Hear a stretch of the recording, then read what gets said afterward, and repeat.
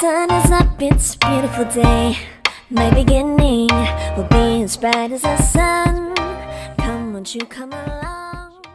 서린의 정원입니다. 오늘은요 7월에 서린의 정원의 핀 꽃들 1편, 2편에 이어서 3편을 찍고 있는데요. 서린의 정원이 지금 3편을 영상을 올리기 전에 너무 많은 비가 내려서 비가 잠시 그칠 때마다 찍다 보니까 시간이 조금 걸렸는데요. 3편 많이 기대하고 있으셨죠? 그래서 드디어 오늘 3편 보여드릴 거고요. 요렇게 장마가 길게 지루하게 옴에도 불구하고 다들 별일 없으시기를 바라면서 영상 봐주시기 바랍니다. 첫 번째는 아메리칸 블루인데요. 오늘 아침에 꽃을 보니까 부슬부슬 비가 내림에도 불구하고 이렇게 예쁜 아메리칸 블루가 꽃을 활짝 폈습니다. 아메리칸 블루는요 매일 새로운 꽃을 피는데요. 이렇게 여름에 이런 예쁜 색깔의 꽃을 보기는 쉽지가 않지요. 파란 색상의 꽃이 피면 정말 가슴이 설레일 정도로 예쁘거든요. 이 아메리칸 블루는 노즈 활동은 안 되지만 물꽂이 번식과 그 다음 공중뿌리 번식이 잘 되거든요. 그래서 물꽂이로 이렇게 뿌리가 난 아이들을 저는 화분에 이렇게 옮겨 심고 일부는 노지에 심었습니다. 다음은 족두리꽃 또는 풍접초로 불리는 이 족두리꽃은 노즈 활동 잘 되고요. 그리고 이렇게 보면 어른들이 결혼식 할 때 머리에 족두리를 쓰셨잖아요. 그 모습하고 아주 유사하거든요. 그래서 왜 족두리꽃이라 불리는지를 한눈에 아실 수 있을 겁니다.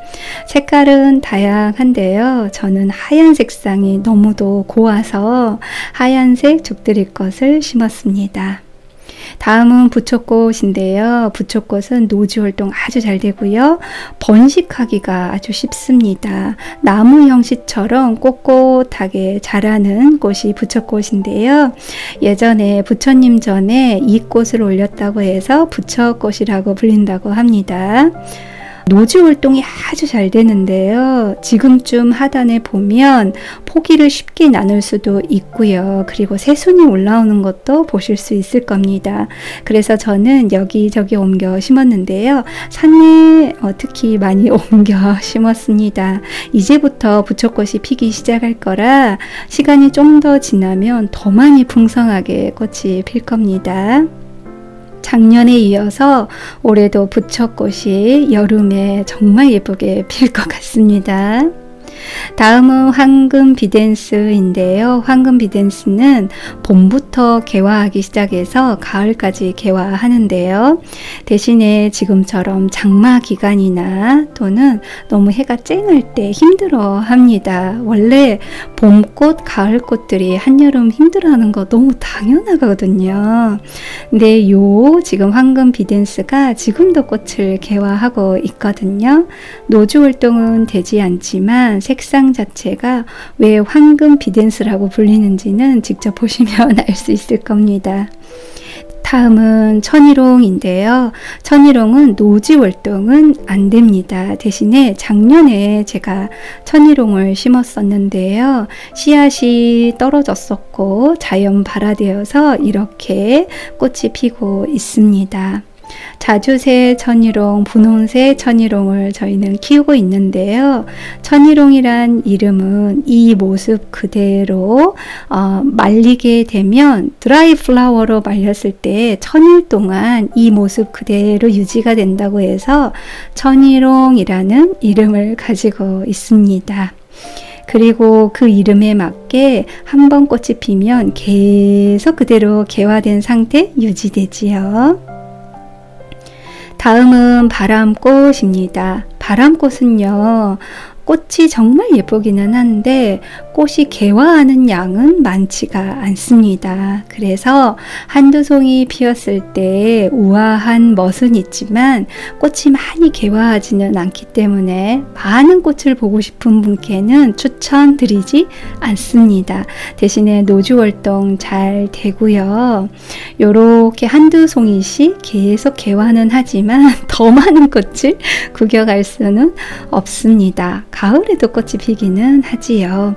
그리고 지금쯤 하단을 내려다 보시면 하단에 이렇게 자연 발화된 바람꽃 순이 많이 올라왔을 텐데요. 그 수는 다른 곳으로 옮겨 심으면 됩니다. 다음은 수레국화인데요. 수레국화는 제가 봄에 씨앗을 심었고요. 요렇게 씨앗이 자라난 애들을 노지에 옮겨 심었는데요. 요 수레국화는 색상 자체가 파래서 너무 이뻐서 심었는데요. 생각했던 것처럼 수형이 예쁘지는 않습니다. 꽃은 예쁜데요. 너무 힘이 없어요, 줄기가. 그래서 비바람이 불거나 이럴 때 좀 정리를 해줘야 되는 단점이 있거든요. 그거 참고하시고 키우시길 바랍니다. 다음은 채송화인데요. 채송화는 노지활동 안 되지만 자연 발화율이 어마어마합니다. 정말 한번 심으면 매년 채송화가 자라난다고 생각하시면 되는데요. 자연 발화율이 너무 높기 때문에 많이 뽑아내셔야 합니다. 정말 자연 발화의 갑 중에 최고봉입니다. 네, 토플 이상으로 채송화는 많이 뽑아내야 하거든요. 그래서 채송화는 예전에 어렸을 때 보았던 그 채송화를 생각하시고 그 추억으로 심는 거지, 이 채송화는 한번 심으면 뽑아낼 생각하시고 심으셔야 합니다. 자연 발화율이 너무 높습니다. 그리고 최근에는 겹채송화도 많이 나오는데요. 겹채송화도 자연 발화돼서 이렇게 자라나고 있습니다. 다음은 한려나인데요. 한려나는 제가 지금 보여드린 건 위에서 꽃이 피고 있는 거거든요. 덩쿨 식물이기 때문에 위로 올려서 키를 높이 위에서 피게 하는 방법대로 저희는 매년 키우고 있는데요. 씨앗은 다이소에서 구매해서 하루 정도 씨앗을 물에 불린 다음 껍질을 벗겨서 트레이에 심게 되면 확실히 발화율도 높고요. 발화 속도도 아주 빠릅니다. 그런 한려나를 이렇게 심었는데요. 제가 한려나를 키우는 방법은 하단을 아주 깨끗이 정리를 하면서 외목대 형식으로 키웠을 때 이 한려나가 위에서 꽃이 풍성하게 피면서 오랫동안 예쁘게 꽃을 볼 수 있는 방법입니다. 그래서 하단은 깨끗이 정리를 해 주어야 꽃들이 풍성하게 많이 정말 오랫동안 볼 수가 있습니다. 게다가 공중뿌리 번식을 하면은요, 지금 키우는 꽃들이 다 지더라도 다른 곳에서 공중뿌리로 계속 개체수를 늘려가면서 오랫동안 볼 수가 있습니다. 다음은 몽마가렛인데요. 몽마가렛은 노지 활동은 안 됩니다.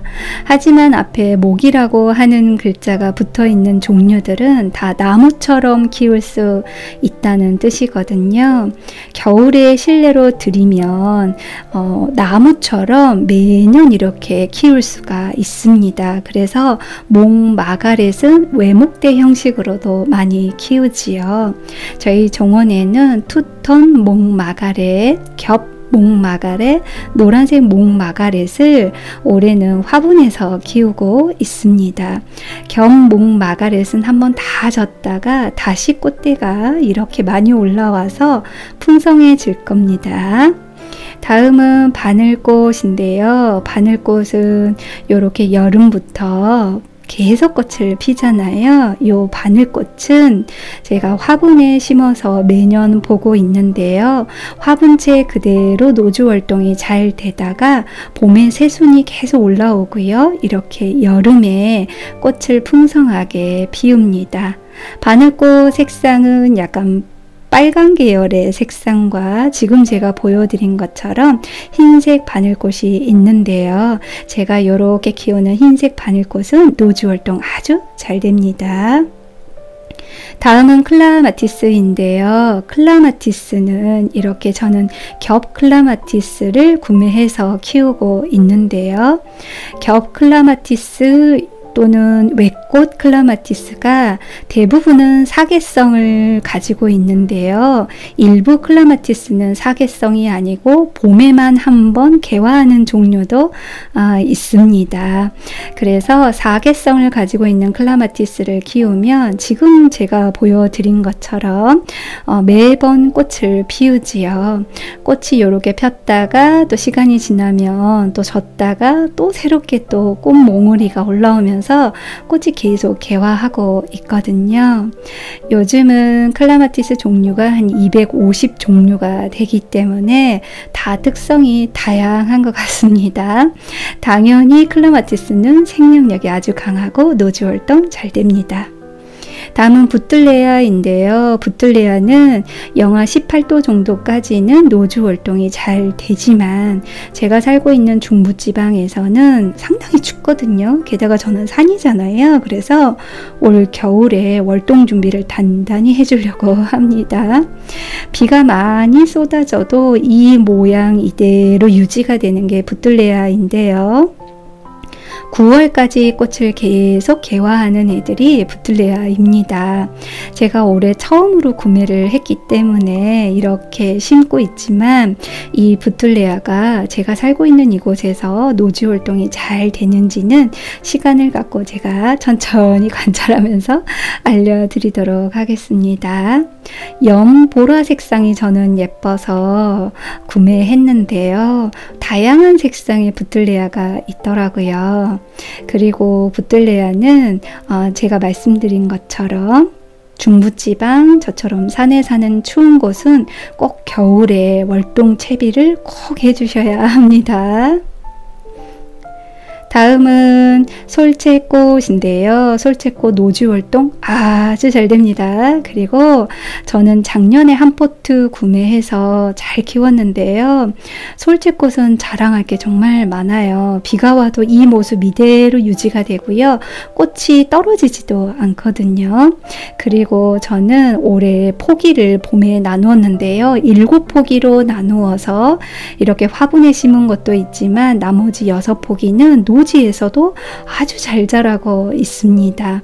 솔채꽃은 씨앗을 받아서 봄에 파종해도 됩니다.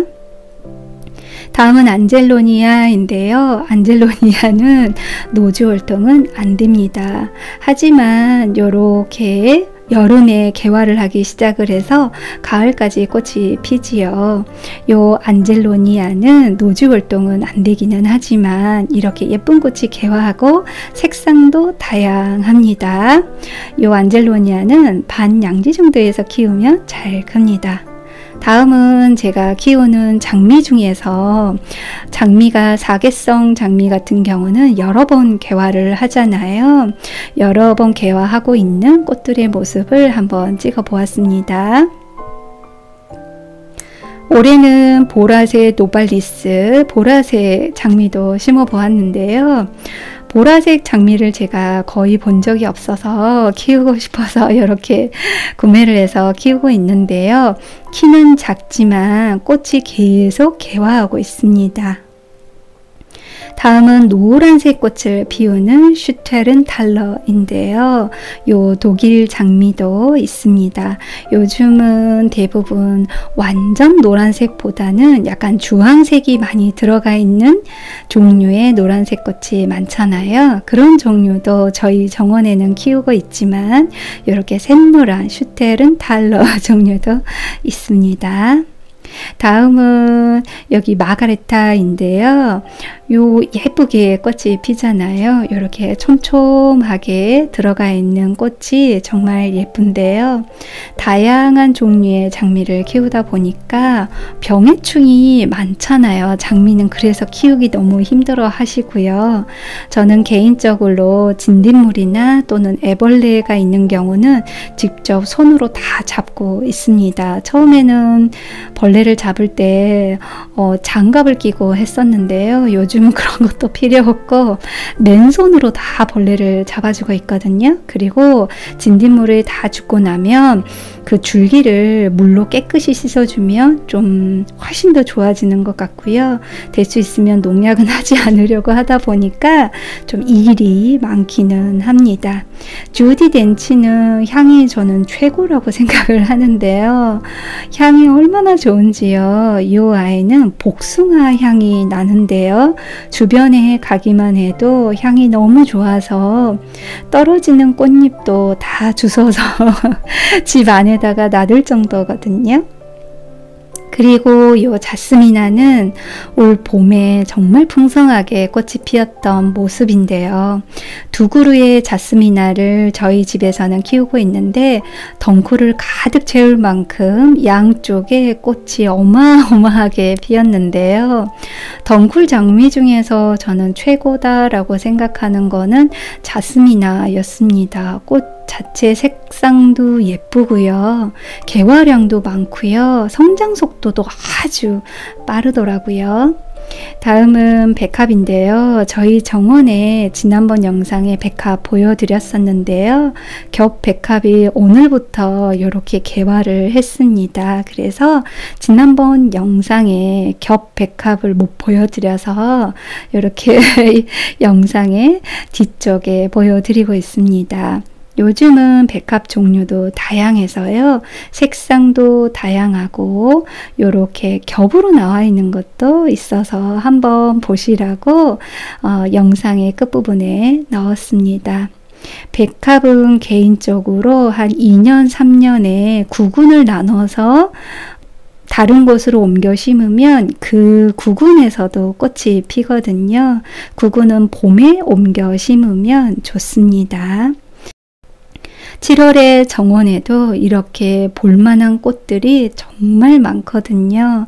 비가 오는 날이기는 하지만 우리 정원 지키는 꽃 지키미님들도 건강 잘 챙기시고요. 장마가 오니까 안전은 최우선으로 생각하시고 건강 잘 챙기시기 바랍니다. 여기까지 서린의 정원이었습니다. 구독, 좋아요, 알림 설정은 저에게 큰 힘이 됩니다.